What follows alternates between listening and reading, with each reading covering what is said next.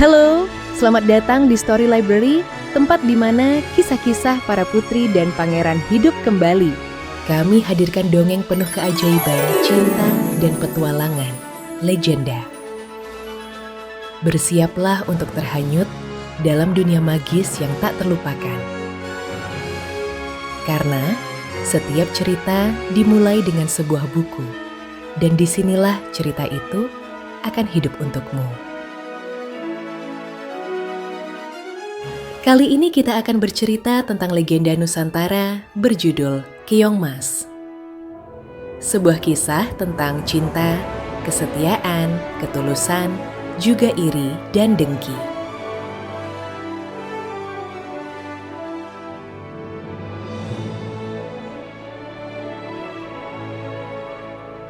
Sebelum kita mulai videonya, jangan lupa untuk like, komen, share, juga subscribe bagi yang belum subscribe, agar kami bisa terus berkarya, menghibur para pemirsa semua.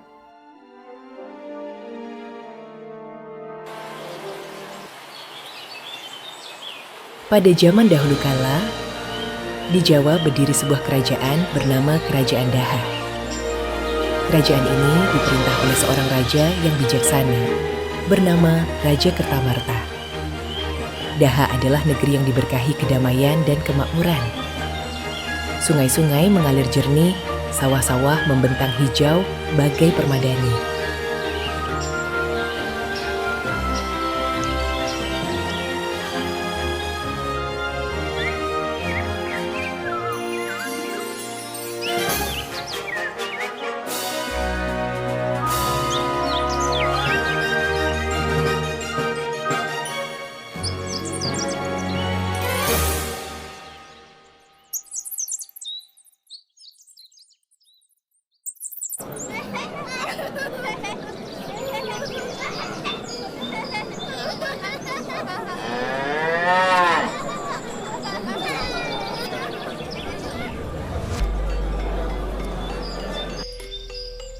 Raja Kertamarta memiliki dua orang putri.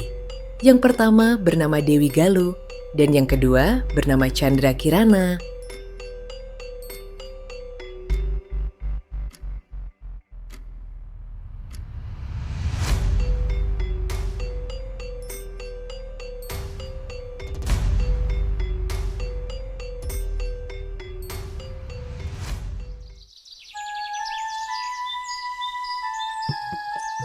Hai, aku adalah Chandra Kirana, putri kedua dari Raja Kertamarta. Kirana memiliki kepribadian yang mulia, cerdas. Dia juga memiliki paras yang sangat cantik. Kecantikan dan kecerdasan putri Chandra Kirana terkenal hingga ke seluruh pulau Jawa, dan banyak pangeran ingin mempersuntingnya. Sebaliknya, Dewi Galuh kakaknya walaupun sama cantiknya, tapi dia bertemperamen kasar, malas, pemarah. Hal ini membuat raja dan rakyat lebih menyayangi Chandra Kirana.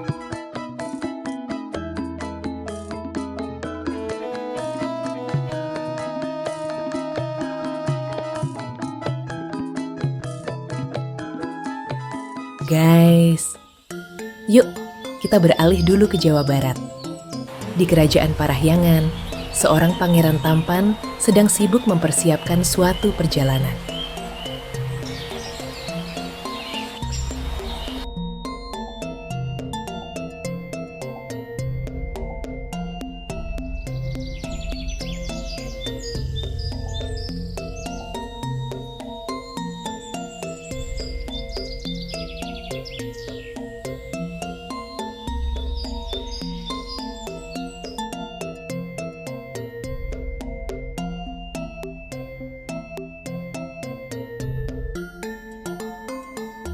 Pemirsa, perkenalkan aku adalah Pangeran Kertapati dari Kerajaan Pasundan, Jawa Barat. Hari ini aku dan rombongan akan pergi ke Kerajaan Daha untuk melamar Putri Chandra Kirana. Aku terpesona oleh kecantikan dan kecerdasan Putri Chandra Kirana. Semoga dia mau menerimaku. Pangeran Inu Kertapati bersama rombongannya membawa begitu banyak harta seserahan untuk melamar Putri Chandra Kirana.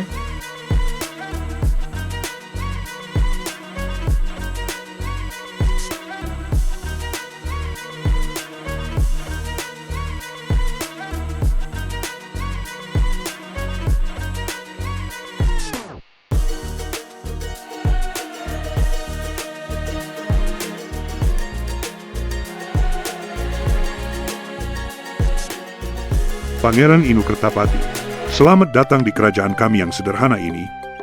Yang terhormat Raja Kertamarta, perkenalkan, aku Inu Kertapati dari Kerajaan Pasundan.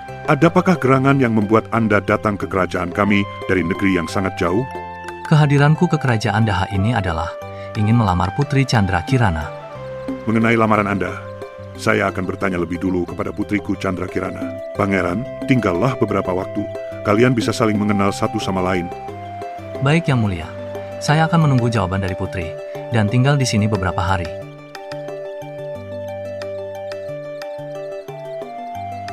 Hari ini kami sangat sibuk.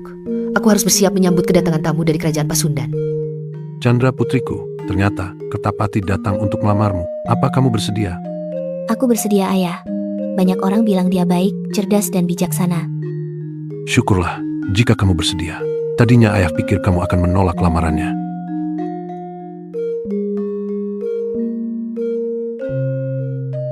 Hai, perkenalkan, aku Inu Kertapati.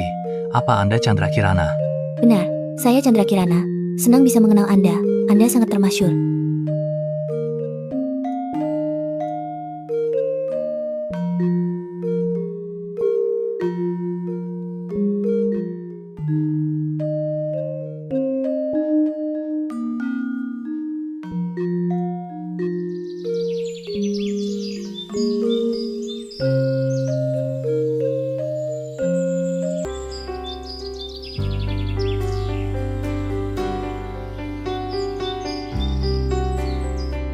Karena hal ini membuat Dewi Galuh marah dan iri dengan adiknya. Kian hari kebenciannya dengan adiknya semakin besar.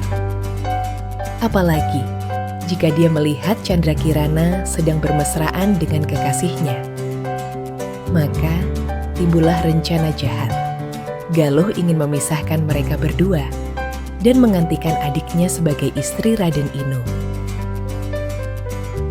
Aku harus memisahkan mereka berdua.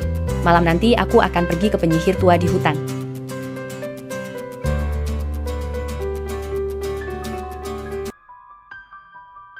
Galuh menemui seorang penyihir jahat dan meminta ramuan sihir agar Chandra Kirana berubah menjadi makhluk yang menjijikan agar tak ada lagi orang yang menyukainya.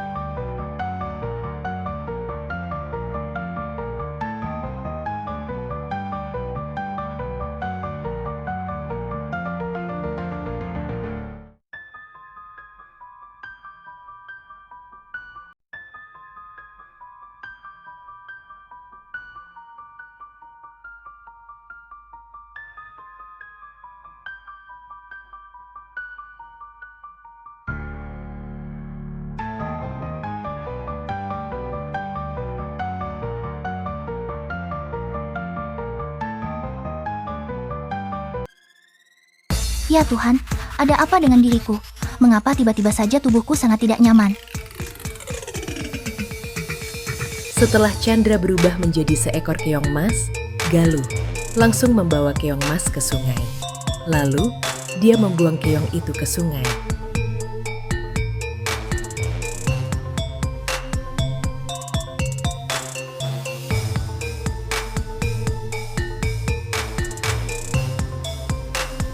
Adikku yang malang, pergilah yang jauh, atau mati saja sekalian.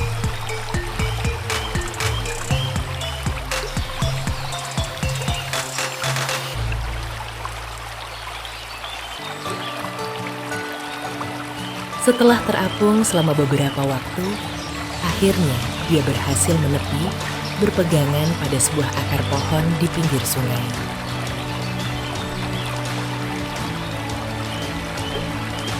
Galuh yang licik membohongi semua orang. Dia menulis sebuah surat palsu. Dia katakan bahwa surat itu dia dapat dari Chandra. Dalam surat dikatakan bahwa Chandra pergi karena tak ingin menikah dengan Kertapati.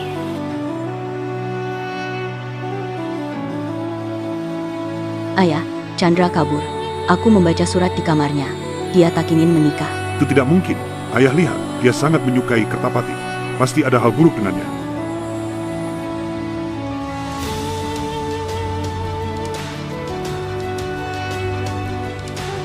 raja begitu mencemaskan kepergian Putri Chandra, semua prajurit kerajaan dikerahkan untuk mencari, tapi tak kunjung ditemukan. Hal ini membuat raja sedih.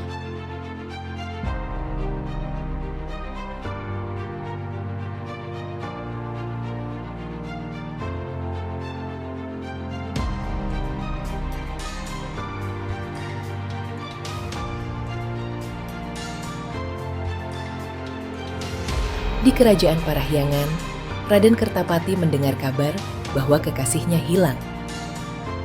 Dia langsung pergi ke kerajaan Daha untuk mendapatkan kepastian dari berita itu. Galuh berusaha merayu Kertapati yang sedang sedih agar melupakan adiknya yang tidak mencintainya. Aku tak percaya dia melarikan diri karena tak ingin menikah denganku. Pasti ada sesuatu.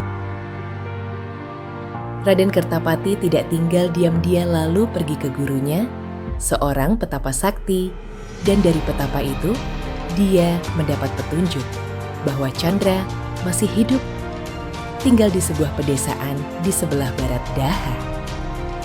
Guru, Chandra hilang. Aku sudah mencarinya tapi belum ketemu. Apa guru bisa membantu? Tapati, dia ada di sebelah barat kerajaan Daha. Kamu pergilah ke arah barat. Baiklah, aku akan segera pergi ke barat. Kumohon guru selalu memberi petunjuk padaku. Berhati-hatilah, aku akan memberi petunjuk padamu dari sini.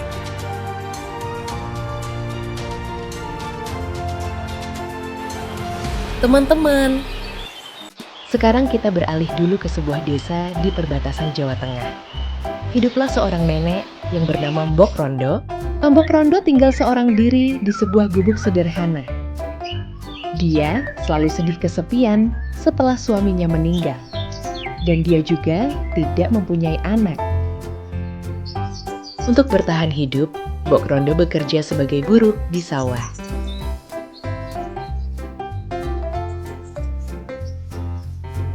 Suatu hari, sepulang dari sawah, dia berjalan di pinggir sungai. Tiba-tiba saja dia melihat seekor keong berwarna emas di sebuah pohon.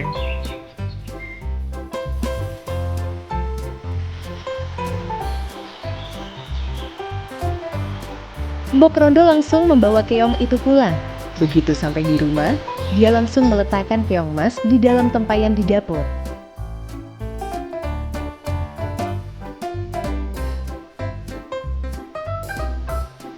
Karena kelelahan setelah bekerja seharian, Mbok Rondo pun tertidur.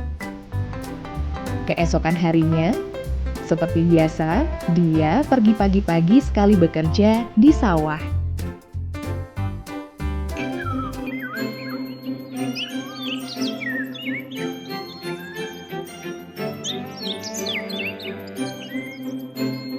Wow, pagi ini cuaca cerah.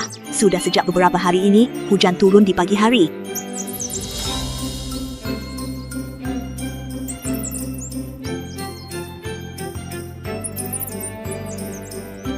Setelah Mbok Rondo pergi, tiba-tiba keong emas berubah kembali menjadi Chandra. Dia duduk termenung sedih memikirkan nasibnya.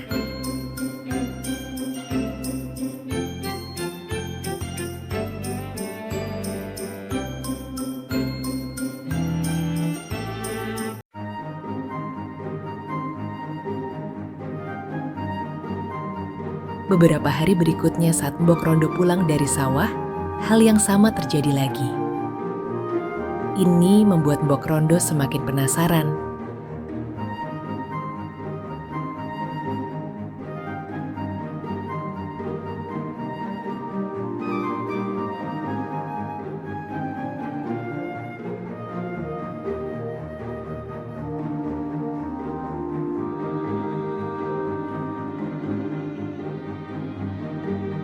Keesokan harinya, Mbok Rondo memutuskan untuk pulang lebih cepat agar bisa mengetahui siapa orang yang telah membantunya selama beberapa hari ini.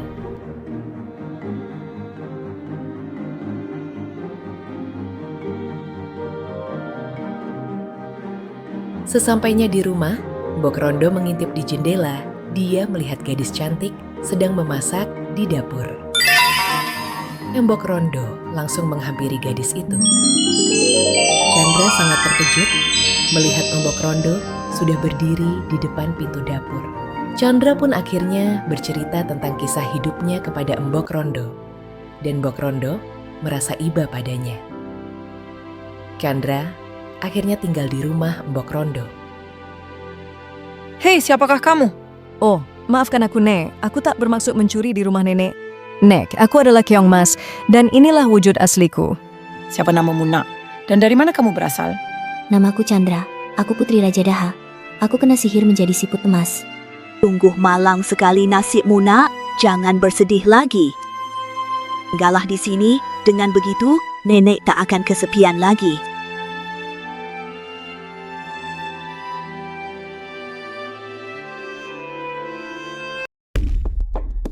Di Daha, Galuh menjadi cemas sebab Kertapati tak empan oleh rayuannya. Dan Kertapati tetap akan pergi mencari Chandra berdasar pada petunjuk yang dia dapat dari gurunya. Galuh kembali mendatangi nenek sihir. Dia ingin mengagalkan Kertapati bertemu Chandra. Nenek sihir lalu berubah menjadi seekor gagak hitam dan mengawasi dan mengganggu perjalanan Kertapati.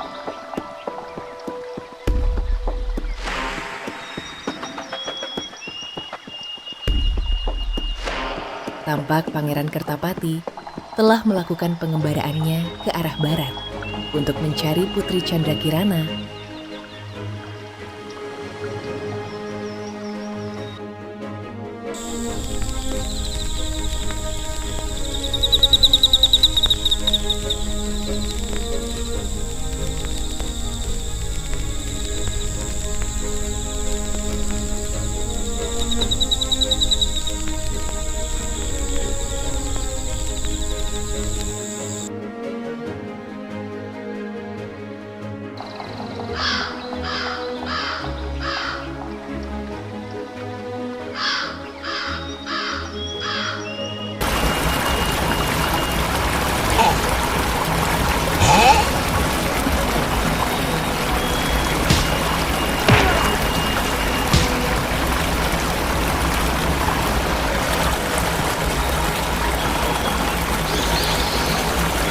Sepanjang perjalanan Kertapati menuju ke barat, si Gagak selalu menghasutnya agar berpindah arah.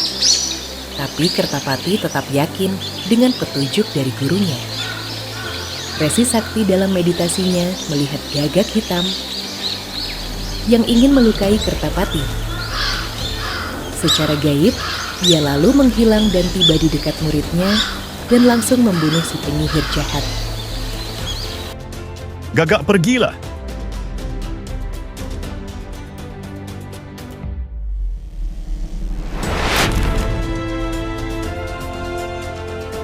Penyihir jahat segera pergi, atau aku akan mengusirmu dengan kasar.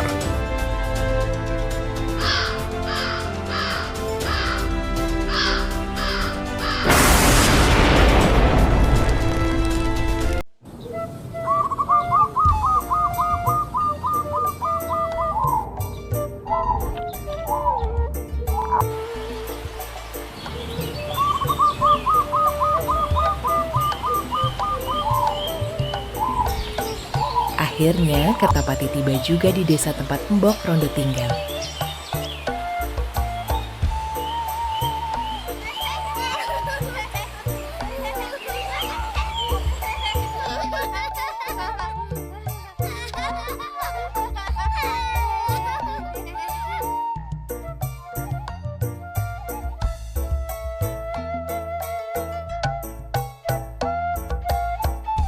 Dia melihat sebuah rumah.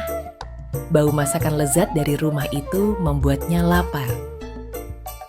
Dia lalu berjalan mendekati rumah tersebut.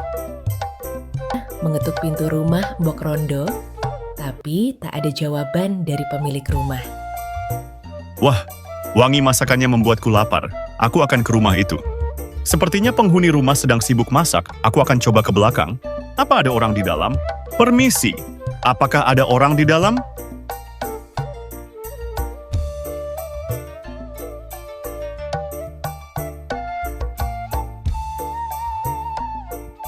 Chandra? Apakah itu Chandra?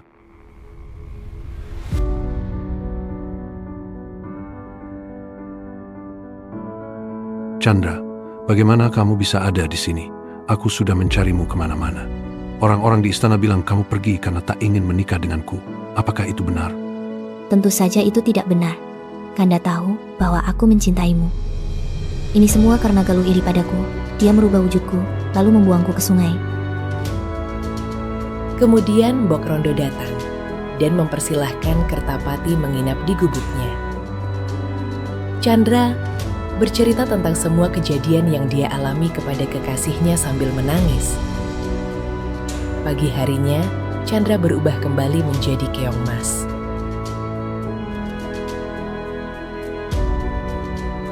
Nah, ini adalah Chandra. Orang jahat telah menyihirnya jadi seperti ini. Ya Tuhan, mereka jahat. Chandra berhati lembut, dia tak pernah menyakiti orang lain. Walaupun wujudmu seperti ini, cintaku padamu tak akan pernah berubah. Chandra, aku akan mencari cara agar kamu bisa kembali ke wujud semula.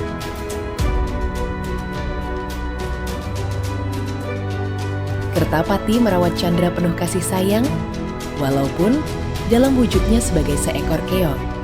Suatu ketika, Kertapati mencium cangkang dari keong mas dan secara ajaib Chandra kembali berubah seperti semula. Kanda, terima kasih atas ketulusan cintamu padaku. Aku bisa berubah kembali karenamu. Chandra, ayo kita pulang besok. Kamu pergi cukup lama. Ayahmu pasti khawatir. Nek, kami pulang besok. Ikutlah bersama kami daripada nenek sendirian di sini. Chandra benar. Apalagi nenek sudah tua. Harus ada orang yang merawat dan menemani. Baiklah, nenek akan ikut kalian besok.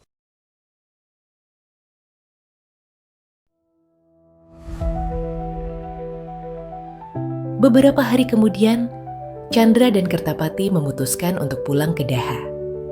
Mereka mengajak Mbok Rondo ikut ke Daha, agar tidak lagi kesepian. Sepanjang perjalanan ketiganya tampak gembira dan bahagia. Sesampainya di Daha, mereka langsung menuju istana untuk bertemu Raja. Raja sangat gembira bisa kembali bertemu dengan putri kesayangannya. Melihat Chandra kembali, Galuh panik dan ketakutan. Dia takut terbongkar semua kejahatannya. Lalu dia pergi meninggalkan istana. Malam hari di tengah hutan, tiba-tiba saja sekelompok serigala menyerangnya. Galuh berlari ketakutan, akhirnya jatuh ke dalam jurang yang dalam. Pangeran Kertapati dan Putri Candrakirana akhirnya menikah. Keduanya tinggal di kerajaan Parahyangan dan hidup penuh kasih sayang dan kebahagiaan. Sahabatku, demikianlah akhir dari kisah keong mas ini. Sebuah pelajaran bagi kita semua. Orang yang hatinya penuh iri dengki dan jahat akan mendapatkan hukuman Tuhan. Sebaliknya, orang yang baik dan tulus hatinya akan mendapatkan perlindungan dan kasih sayang dari Tuhan.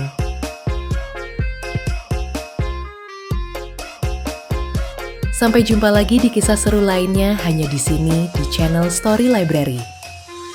By the way, jangan lupa like, komen, dan subscribe bagi yang belum subscribe.